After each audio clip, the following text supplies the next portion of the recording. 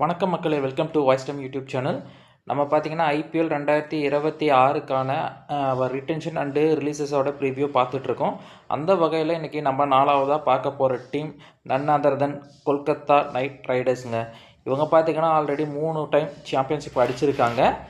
And then இப்போ இவங்களோட head கோச்சும் சேஞ்ச் ஆகிருக்காரு. அபிஷேக் நாயர் லாஸ்ட் இயர் சந்திரகாந்த் பண்டிக் இருந்தார். இந்த வருஷம் அபிஷேக் நாயர் வந்திருக்காரு. அண்ட் தென் லாஸ்ட் வருஷம் இவங்களோட ரீப்ளேஸ்மெண்ட் பிளேயர்ஸ் யாருன்னு பார்த்தீங்க அப்படின்னா சேட்டன் சக்காரியா, அவர் வந்து உம்ரான் மாலிக் பதிலாக வந்தார். அண்ட் தென் சிவம் சுக்லா வந்து ரோமன் பவலுக்கு பதிலாக வந்திருந்தார். ஸோ இவங்களுக்கு வந்து பார்த்திங்கன்னா டோட்டலாக 21 மெம்பர்ஸ் ஸ்குவாட் இருக்காங்க. அதில் வந்து 13 இண்டியன்ஸ் அண்ட் 8 ஃபாரின் பிளேயர்ஸ் இருக்காங்க. ஸோ ஃபஸ்ட்டு இவங்க நம்ம யாரெல்லாம் ரிலீஸ் பண்ணால் பெட்டராக இருக்கும் அப்படிங்கிறத நம்ம பார்த்துடலாங்க. குண்டன் டிகாக், என்னங்க சொல்கிறீங்க? குண்டன் டிகாக்கா நல்ல பிளேயர் தானே, அவருக்கு என்னன்னு கேட்குறீங்களா? அவர் வந்து பார்த்தீங்கன்னா லாஸ்ட் வருஷம் 8 மேட்ச் விளாண்டாருங்க. 152 ரன் தான் அடித்தார். அதுவும் ஸ்ட்ரைக் ரேட் பிலோ 130ங்க. And then average 22. இதில் பார்த்தீங்கன்னா 97 ரன் ஒரே மேட்ச்சில் வந்ததுங்க. மீதி எந்த மேட்ச்சுமே அவர் வந்து பெருசாக கிளிக் ஆகலை. ஸோ அவர் ரிலீஸ் பண்ணுறது பெட்டராக இருக்கும். பர்ஃபார்மன்ஸ் மட்டும் காரணம் இல்லைங்க. ஆல்ரெடி அங்கே ரஹமனுல்லா குர்பாஸ்னு ஒரு பிளேயர் இருக்கார். சேம் இவரை மாதிரியே wicket keeper batsman and foreign batsman. Rahmanullah Gurbaz Afghanistan சேர்ந்தவர். ஆப்கானிஸ்தானுக்கு அவர் நல்லாவும் பண்ணிகிட்ருக்காரு. குண்டன் டிகாக் பார்த்திங்கன்னா அவரோட கேரியரில் டவுன்ஃபாலில் இருக்காருங்க. அப்போது அதனால் வந்து நம்ம குண்டன் டிகாக்கை ரிலீஸ் பண்ணுறது பெட்டர். அண்ட் தென் ரெண்டாவது பிளேயர் மனிஷ் பாண்டேங்க. அவர் வந்து பார்த்திங்கன்னா 75 லேக் பேஸ் ப்ரைஸுக்கு தாங்க எடுத்தாங்க. அவருக்கு 35 வயசுக்கு மேலே ஆயிடுச்சு. ஸோ அவர் வந்து ஒரு பேக்கப்புக்காக தான் எடுத்தாங்க. அதனால் அவர் ரிலீஸ் பண்ணுறது பெட்டருங்க. மூணாவது வெங்கடேஷ் ஐயர். என்னங்க அவ்வளோ ஹைப் கொடுத்து 23.75 கோடி போட்டு எடுத்திருக்காங்க. அவரை ஏன் ரிலீஸ் பண்ணணுன்னு கேட்குறீங்களா? அந்த பட்ஜெட் தாங்க காரணம். 23.75 கோடிக்கு வெங்கடேஷ் ஐயர் ஒர்த்தா அப்படின்னு கேட்டால் தெரியலைங்க. அவர் லாஸ்ட் இயர் பார்த்திங்க அப்படின்னா 11 மேட்ச் விளாண்டாருங்க. 142 ரன் அடித்தார். 140 ஸ்ட்ரைக் ரேட்.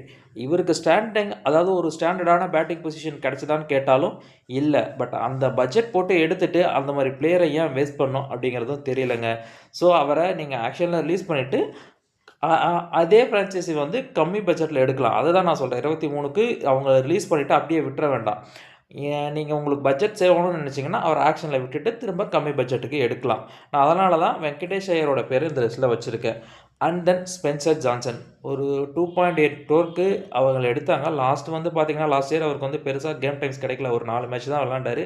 ஒரு விக்கெட் தாங்க எடுத்தார். ஆல்மோஸ்ட் எக்கானமி 12 கிட்டே இருக்குது. ஸோ அவரை விட நல்ல ஃபாஸ்ட் பவுலர்ஸ் எல்லாம் ஆக்ஷனுக்கு வருவாங்கன்னு நினைக்கிறேன், ஃபாரின் ஃபாஸ்ட் பவுலர்ஸ். அதனால் ஸ்பென்சர் ஜான்சனை விட்டுறது பெட்டர். அண்ட் தென் மொயின் அலி ஒரு 2 கோடி ப்ரைஸ்க்கு அவரை லாஸ்ட் இயர் வாங்கியிருந்தாங்க. 6 மேட்ச் விளாண்டாருங்க. 6 விக்கெட் தான் எடுத்தார். ஆக்சுவலாக மொயின் அலி ஒரு நல்ல ஆல்ரவுண்டர் தான்.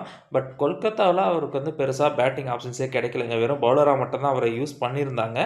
ஸோ அதனால் வந்து அவரையும் விட்டுறலாம்.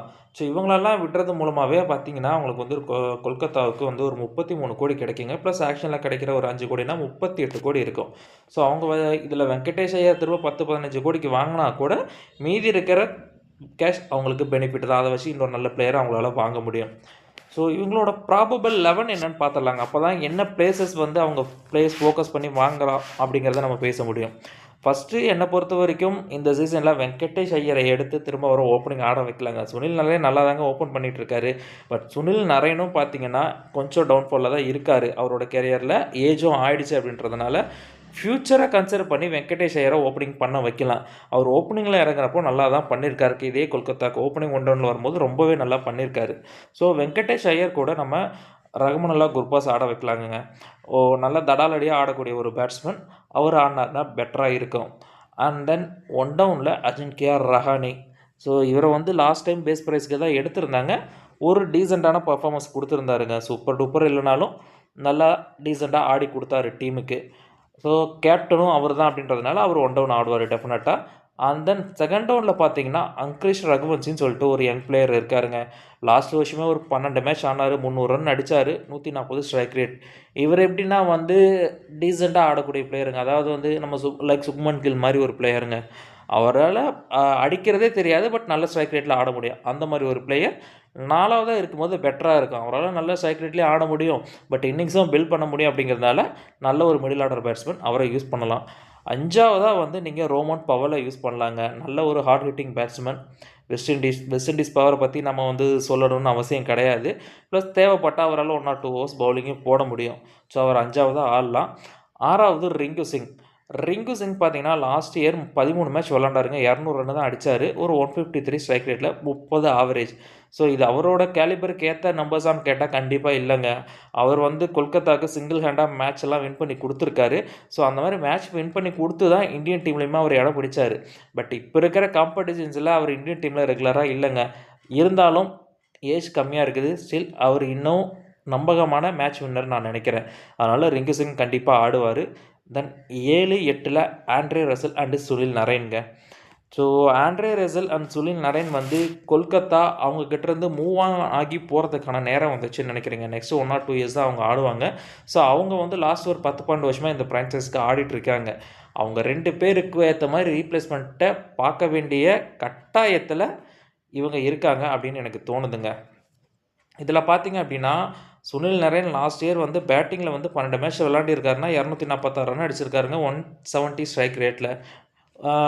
ஒரு பவுலராக டீமில் ஆடும் போது இந்த நம்பர்ஸ் நல்ல நம்பர்ஸ் தாங்க, ஒன்றும் பிரச்சனை கிடையாது. அதே மாதிரி அவர் பவுலிங்கில் பார்த்தீங்கன்னா 12 மேட்ச்சில் 12 விக்கெட் தான் எடுத்திருக்காரு. எக்கானமி 8 கிட்ட இருக்குது. ஸோ சுனில் நரேன் பார்த்தீங்க அப்படின்னா வந்து 2014 அப்புறம் எந்த ஒரு ஐபிஎல் சீசன்லேயுமே 20 விக்கெட் எடுக்கலை.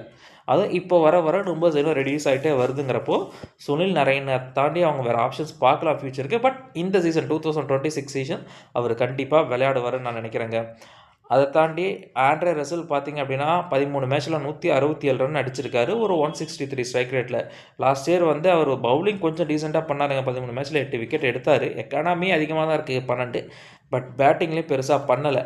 அதனால் வந்து அவங்க சுனில் நரேனுக்கும் ஆண்ட்ரே ரசலுக்கும் வேறு ஆப்ஷன்ஸ் பார்க்கறது நல்லதுன்னு நான் நினைக்கிறேங்க.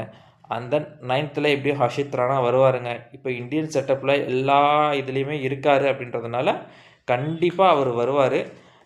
அவரை விளையாட வைக்கிறது, அதாவது அவர் தான் பிரைமரி ஃபாஸ்ட் பவுலராக அந்த டீமுக்கு இருக்க போகிறாரு. ஏன்னா வேறு எந்த ஃபாஸ்ட் பவுலர்ஸுமே அங்கே வந்து பெருசாக இல்லைங்க. அண்ட் தென் ஸ்பின்னர் பார்த்தீங்கன்னா அடுத்தது 10வதாக வருண் சக்கரவர்த்தி வருவார். அவரை பற்றி இங்கே சொல்லணும்னு அவசியம் கிடையாதுங்க. இப்போதைக்கு இந்தியாவோட லீடிங் ஸ்பின்னரே அவர் தான் T20 அப்படின்றப்போ கண்டிப்பாக அவர் 11ல் இருக்க போகிறாரு. அண்ட் தென் அவங்களுக்கு வைபவ் வராரான்னு ஒரு பவுலர் இருக்கார். லாஸ்ட் இயர் டீசெண்டாக போட்டாருங்க. இதை தாண்டி பார்த்தீங்க அப்படின்னா அவங்களுக்கு இம்பேக்ட் பிளேயராக ரமன்தீப் சிங் விளாட்லாம் பேட்டிங் வேணும் அப்படிங்கிறப்போ. இல்லை அங்குல் ராய்னு ஒரு பவுலர் இருக்காருங்க, லெஃப்ட் ஆர்ம் ஸ்பின் போடுவார். மைக் மார்கன்டே இருக்கார், ஒரு நல்ல ஸ்பின்னர். ஸோ இதுதான் வந்து நோட்டபிள் ஆப்ஷன்ஸ் அவங்களுக்கு இருக்குது. அடுத்தது ஸோ இதில் வந்து பார்த்திங்கன்னா உங்களுக்கு ரமன்தீப் சிங் நல்லா மேட்சை ஃபினிஷ் பண்ணி கொடுப்பாருங்க. அவர் லாஸ்ட் இயரே வந்து சில மேட்சஸ் அவர் வந்து ஃபினிஷ் பண்ணி கொடுத்துருந்தாரு உங்களுக்கு. அவரையும் நீங்கள் யூஸ் பண்ணலாம். இப்போ நீங்கள் 5வது ரோமன் பவலை யூஸ் பண்ணுறதுக்கு பதிலாக ரிங்கு சிங் ஒன் ஸ்டெப் பாக்கெட் 5வது ஆட வச்சு ரமன்தீப் சிங்கை நீங்கள் ஃபினிஷராகவும் யூஸ் பண்ணலாம். ஸோ இவங்க ஆக்ஷனில் என்னெல்லாம் ஃபோக்கஸ் பண்ண வேண்டிய இருக்குன்னா ஒரு நல்ல இந்தியன் விக்கெட் கீப்பர் பேட்ஸ்மேனுங்க. அவங்களுக்கு மிடில் ஆர்டர் ஆடுறதுக்கு இருந்தாலும் சரி, இல்லை ஓப்பனிங்கோ. ஏன்னா வந்து அவங்களுக்கு பேக்கப்பே வந்து விக்கெட் கீப்பருக்கு பெருசாக ஆப்ஷன்ஸ் இல்லை. டிகாக் அண்டு குர்பாஸ் தான் இருக்காங்க. நம்ம ஆல்ரெடி டிகாக்கை ரிலீஸ் பண்ணணும்னு சொல்லிட்டோம். அப்படின்றப்போ அவர் குர்பாஸ் மட்டும்தான் இருப்பார். அதனால் ஒரு நல்ல இந்தியன் விக்கெட் கீப்பர் பேட்ஸ்மேன் பார்க்க வேண்டியது ரொம்பவே அவசியங்க. அதே மாதிரி நல்ல ஒரு இந்தியன் பவுலர் எடுக்கணுங்க, ஃபாஸ்ட் பவுலர். ஸ்பின்னருக்கு வந்து வருண் சக்கரவர்த்தி இருக்கார், பொட்டன்ஷியல் மேட்ச் வின்னர். சிங்கிள் ஹேண்டாக அவரால் மேட்ச் வின் பண்ணி கொடுக்க முடியும்.